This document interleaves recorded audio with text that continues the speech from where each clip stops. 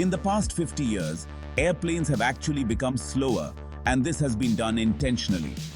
During Christmas or the holidays, tourist tickets are sold at a higher price. Airlines review their competitors' rates, and if they notice fewer people traveling on a Tuesday, they might offer cheaper tickets on that day. Occasionally, tickets are not available for booking as prices change in real time through an algorithm. The business class in airways has an interesting story. When the iPhone was launched in 2007 and every year since, a new version with increased speed has been released. The same goes for their computers. Trains have also become super fast, but there's one thing whose speed hasn't increased. In fact, it has slowed down, and that thing is airplanes. In 1967, the flight between New York and Los Angeles took 5 hours and 43 minutes. Today, the same route takes 6 hours and 27 minutes, which is 45 minutes more than before. This trend is seen across all airplanes. Over the past 50 years, planes have become slower, and it has been done intentionally. Discussions about commercial planes in the past focused on increasing speed as a successful idea. British Airways even launched a supersonic plane, but it turned out to be a disaster. Why did all these things happen? Why can't planes become faster?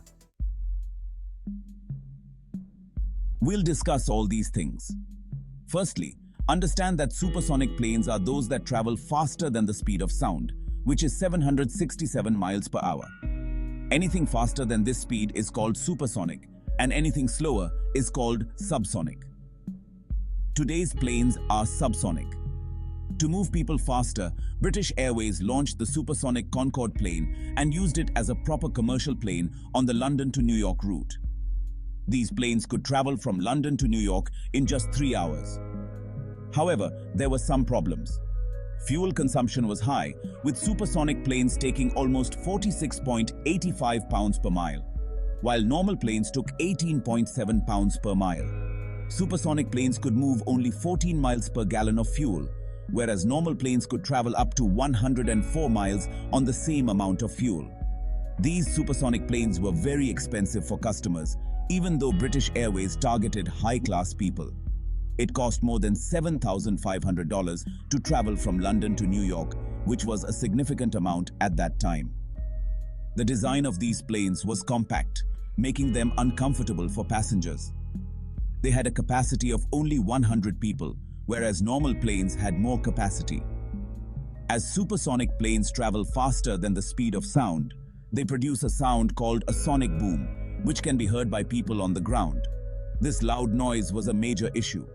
Airlines also suffered losses because the number of cycles of planes increased, but revenue decreased. The lifespan of any plane is decided by the number of takeoffs and landings, not by years of operation. On average, a plane can fly 44,000 times before retirement. When supersonic planes were launched, a 6-hour flight was completed in 3 hours, increasing the number of flights and decreasing the age of planes. Despite spending so much money to make supersonic planes, people preferred normal planes due to their cost. Supersonic planes couldn't reduce costs because they were very expensive to operate. The idea behind creating supersonic planes was to cross the Atlantic Ocean in less time.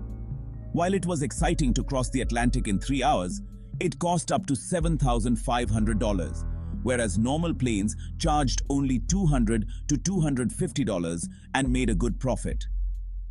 People chose cheaper and more comfortable flights over faster travel, leading to the failure of supersonic planes. British Airways had to stop Concorde with its last flight on October 24, 2003. Since then, commercial supersonic planes have stopped running. Today, subsonic planes, though not as fast, can still run at 700 miles per hour if they want.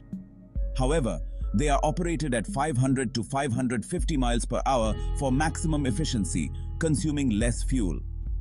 The most important thing for a commercial plane is to earn maximum profit, so low fuel consumption is crucial. Seats are designed to maximize profit from each passenger. For example, the British Airways 777 plane has 224 seats, with 122 economy, 40 premium economy, 48 business class, and 14 first class seats. An economy class seat costs $876, Premium economy costs $2,633. Business class costs $6,723. And first class costs $8,715. If all economy class seats are sold, the airline earns $106,872. Premium economy earns $105,320, almost the same as economy class, even with fewer seats. Business class earns $322,704, meaning 14 business class passengers make more profit than 122 economy passengers. Initially, commercial planes didn't have different classes. All seats were the same, and flying was a luxury experience.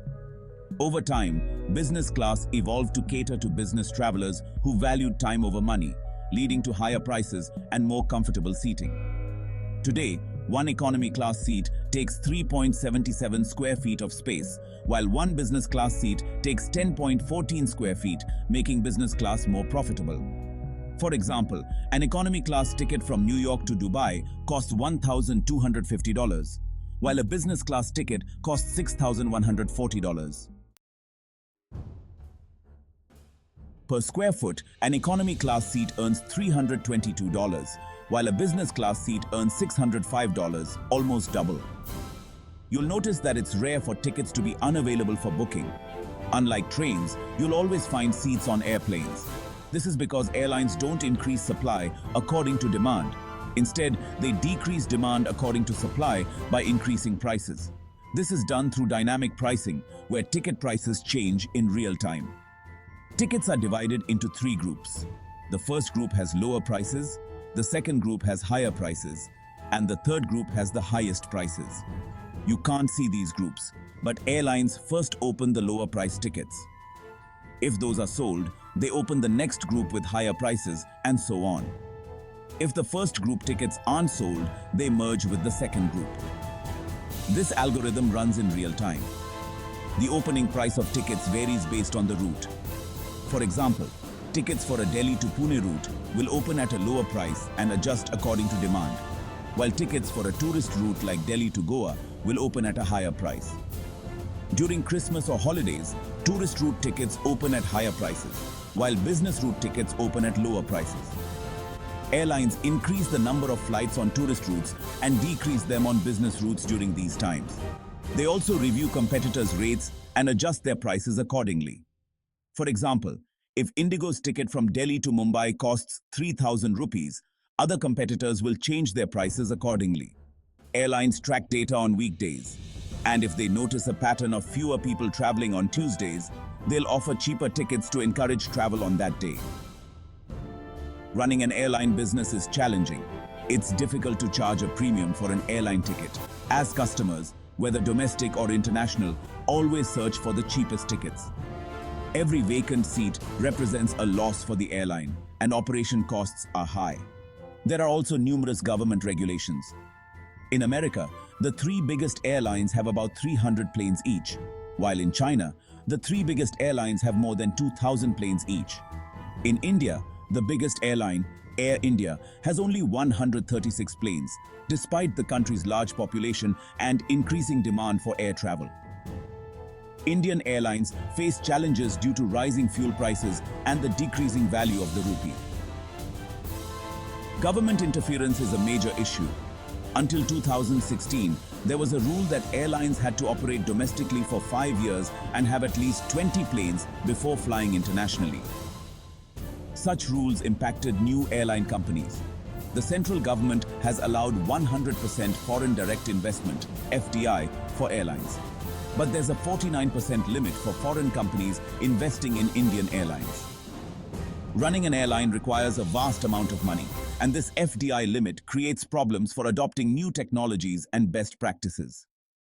Recently, Tata acquired Air India and placed a multi-billion-dollar order for 500 jetliners from Airbus and Boeing. This is a significant order.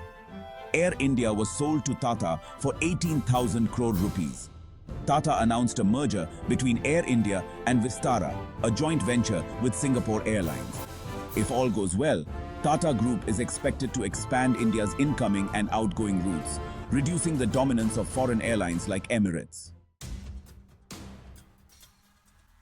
The challenges of supersonic planes were numerous. The high fuel consumption, expensive ticket prices, and uncomfortable design made them less appealing. The sonic boom created noise issues for people on the ground, and the increased number of flights reduced the lifespan of the planes. Despite the excitement of crossing the Atlantic Ocean in 3 hours, the high costs made it impractical. Today, subsonic planes operate efficiently at 500 to 550 miles per hour, consuming less fuel and maximizing profits. The dynamic pricing algorithm adjusts ticket prices in real time based on demand, ensuring that airlines can manage supply and demand effectively. While running an airline business is challenging, with high operation costs and government regulations, companies like Tata are working to expand and improve the aviation industry in India. Understanding the history and challenges of supersonic planes helps us appreciate the advancements and efficiency of modern subsonic planes. Now, let's dive into the economics of air travel. You see, it's not just about flying from one place to another. Airlines have to balance a delicate equation of costs, pricing, and passenger demand. Fuel prices, labor costs, and even airport fees play a significant role in determining ticket prices. And, well, it's a constant challenge to keep flights affordable while still turning a profit. Moving on to the business class strategy. Airlines have realized that premium services can significantly boost their revenue. Business class offers more than just extra legroom. It's about an enhanced experience, from gourmet meals to personalized service. This strategy not only attracts high-paying customers, but also helps in building brand loyalty. So, it's a win-win for both the airlines and the passengers. Now, let's dive into the fascinating world of dynamic pricing in airlines.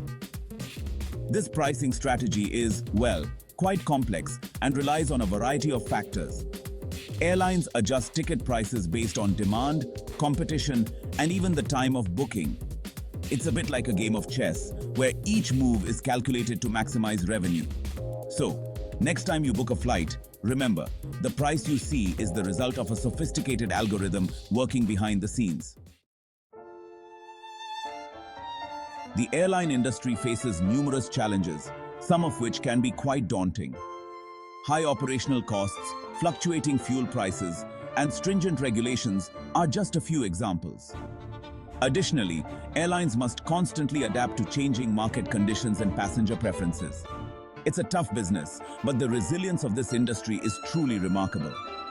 Despite these hurdles, airlines continue to innovate and find new ways to stay competitive. Moving on to the Indian aviation scenario, it's a rapidly growing market with immense potential. India is set to become the third largest aviation market in the world. However, this growth comes with its own set of challenges. Infrastructure development, regulatory hurdles, and financial sustainability are critical issues that need to be addressed. But with the right strategies and investments, the future of Indian aviation looks promising. In conclusion, the aviation industry is a dynamic and ever-evolving field. From the complexities of dynamic pricing to the challenges faced by airlines and the promising growth of Indian aviation, there's always something new on the horizon. Thank you for joining us on this journey through the skies. Until next time, safe travels.